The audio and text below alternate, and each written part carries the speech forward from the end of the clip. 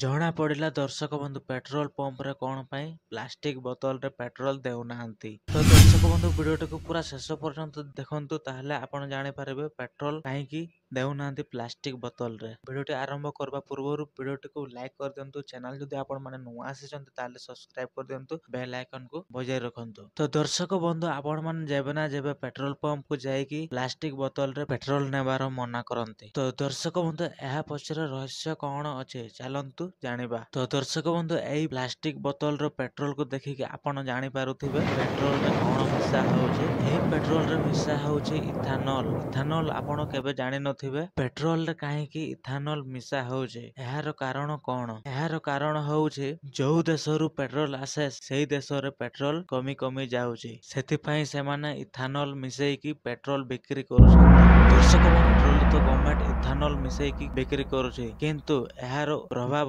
ଆମ ଉପରେ ପଡିବ। ପେଟ୍ରୋଲ ଯାନ ଚାଳକଙ୍କ ମାଇଲେଜ କମିବାରେ ଲାଗିବ। ଦର୍ଶକ ବନ୍ଧୁ ମାଇଲେଜ ମାନେ ବୁଝିପାରୁଛନ୍ତି ତ? ଆପଣଙ୍କ ଇଞ୍ଜିନ ଉପରେ ପ୍ରଭାବ ପଡିବ।